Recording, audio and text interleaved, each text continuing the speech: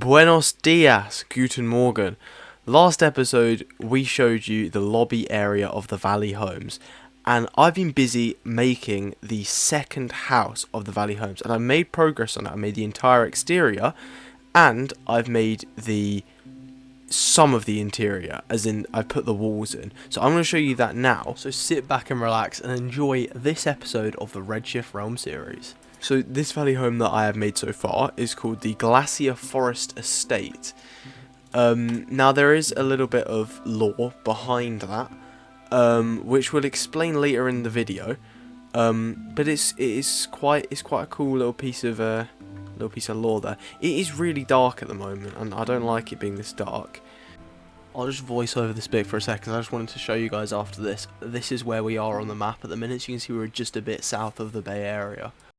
Okay, so the other addition we've got here is we've got this cool map. So this will feature in the other Valley Homes, but these are maps before the Valley Homes were put in. So you can see a bit of Sky City and the old thin bridge that is now being replaced by this. Although, of course, as we mentioned last episode, the thin bridge does still remain, which is really cool. You know, in the middle there, that is the original bridge from way back, the oldest structure in the realm. So my house is just behind this thing. It's not that, it's just behind this little headland type of thing here. So you go through it. This is obviously going to be a tunnel that actually looks reasonable in the future, but I'm just using this tunnel to go between the houses. So I'm going to show you the interior first, and then I'll reveal what the exterior looks like. So in here, I put these signs up to sort of remind myself what I'm doing if I come back to this, because I'm revising for A-levels at the moment. My first exam is in a couple of weeks, 2 weeks or something. So A, wish me luck, and B, don't expect videos out too often, because I'm trying to actually get good A-levels, and that's not going to happen if I spend all my time on Minecraft. But I have been doing a little bit of interior decorating in here so far. I don't know how long this is going to take, so I have put these signs in. So we've got a storage room here under the stairs. We've got a library in here, which has a little I've got a sign reminding of what I want to do, but I have some lecterns and stuff around here. It's going to be quite cool. It's going to be a lot more cozy. It is too bright in here at the moment. I have a sort of dimmer atmosphere I think would be quite nice. This would be a little armoury, different types of armour and stuff. Okay, so over here we'll find the big living area, and if we come over to the window, you will now see why we called this house Glacier Forest Estate. So up there we can see a glacier. Alright, that explains part of it. However, there's some more lore to this. If we look here, this is 0 degrees. Going up there, that's 45 degrees. Now, 45 degrees in radians, for those of you that do maths, is pi over 4 radians. Pi over 4 radians is an answer of 0.785 to 3 decimal places. Now, when we first did this, for whatever reason, we decided that the 8th letter of the alphabet was in fact F. It is not, so we called it Glacier Forest Estate, even though this does not fit the numbers. So I've now decided to rename this to Glacier Heights Estate, because the glacier is at significant height. That may change, but it is pretty cool that it does have that secret meaning, that it of course does link to that pi over 4, which is really cool, I think. Anyway, so that's kind of the ground floor. It's quite a big one, obviously. The library goes quite far back because we dug into the cliff a bit. But going up, so this is the second floor of the house. So we have one attic bedroom, and on the other side another attic bedroom. These have quite small windows, but quite nice views nonetheless. Anyway, so that's the second floor. There's not too much there. And if we go up this lovely spiral staircase, you have the third floor. So first of all, without showing you anything of the third floor, we have a garden out here. Now it looks terrible at this. Why is there a cow on the roof? I'm not sure. So it looks terrible at the moment, but it's going to have a pond, flowers, trees. It's lovely. You got nice views. It's really nice as a garden, and the house looks very different from back here, which is cool. And if we come in here, we can see a large living area, which has nice views over this lovely viaduct and down the valley. It's a bridge. Chris doesn't like me calling it a viaduct. It's a lovely bridge. And around here, we have the master bedroom, which is the nicest bedroom of the house.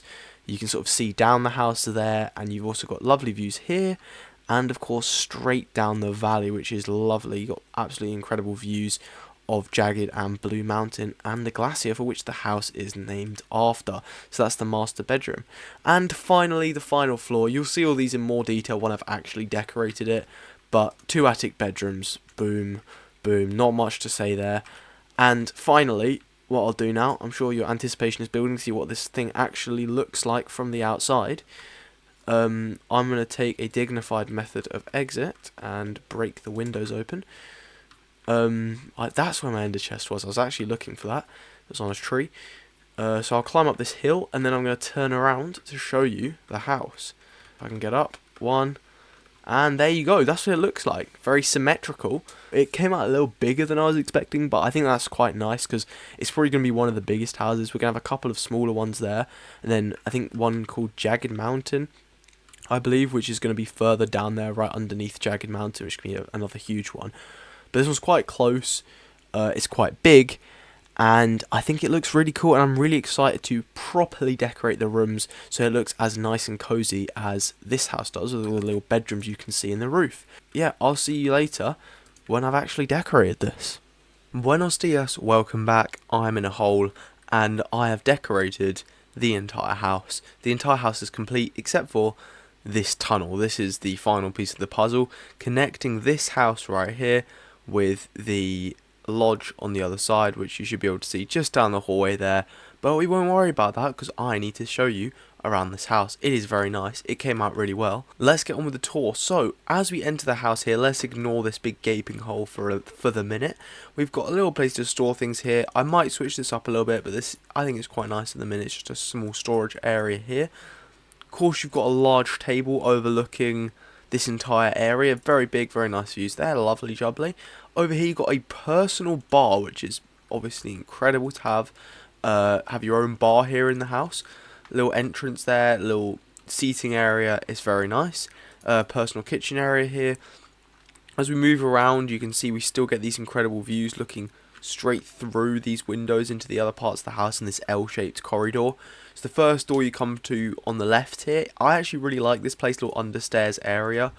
And you come in here, and we've got a whole storage area. You know, if you're buying a house this expensive, you're going to have a lot of things to store. So all of this is really great storage to have. Moving on, we have the library. Now, I'm not sure if I showed this one, but if I did, it's definitely been a lot. It's been very updated. So we've got the entire library area here. All of the books that you'll see in these, what they call chisel bookshelves, they're all custom. So like literally everyone, all of these are gonna be completely custom. But this is the work area, as you can see here. Get back to work. We're gonna get some books here in the future, but yeah, I think it's really nice. It's quite a cozy area. Don't know why these candles always turn off as you look at them. But yeah, I quite like it, to be fair. It's a nice cozy library, and it goes quite deep into the mountain. Over here is a really crazy room. So this is the armoury.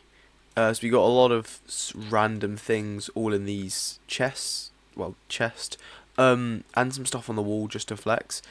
But you might wonder, where is the armour? Because it is an armoury. And if we open that, flick that button, catch the armour stands, kaboom. All of them straight in. There you go. It's quite incredible. They just all hide out down there. Shut the door. Secret, secure way of hiding your armour. Moving around here, of course, we've got a lovely sofa just looking over the bridge, so that's quite nice. And we've got this area. This is the downstairs living area. Table. Big Timber Hill hiking trails map. This house will come with a free Skyway pass, of course, so hiking trails can be accessed. And it's a lovely decoration. And, of course, fantastic views, as with everywhere else in this house, but very special floor-to-ceiling windows over here. So, that is the entirety of the first floor. A very nice floor of the house. To be fair, it is one of my favourite floors. It's very enjoyable, but anyway, got a little bit of understairs storage here, but let's move up onto the second floor, or the first floor, whatever you want to call it. So, we've got a couple bedrooms up here. These are the smallest bedrooms in the house, but bedrooms nonetheless. We've got 2 sofas, one there, and we've got a rather large map of the Bay Area as a little bit of decor in this room. Obviously, you can see the main part. You can see the valley before these houses were put in, and before this bridge was upgraded and expanded. We've got a fair bit of storage behind the stairs here. You can see these stairways are quite nicely designed, so you can continue walking up there. And yeah, I'll show you the room. So Sunrise Sanctuary, because it faces the sunrise in the east, of course. 2 beds, quite small, not much space here, but a nice bedroom nonetheless. That you can see there that they very much are in the attic. You can actually look over to where the bedroom is there, and the same on that side. It's inside the roof. This is Sunset Sanctuary, which is a bit of a scam because it faces the south, not the west, but it's orange, so it makes sense, and it's got sunset, so yeah. But it faces down the valley, a bit better views than the other room. Anyway, let's head up. This floor is quite small, so we come on to this floor. This is a lovely floor. I really like this one. Obviously, you've got lovely garden views out there. Yes, there is a garden. And this is a great living area. Obviously, you're a fair bit higher up than the other living area, so you get better views over the valley.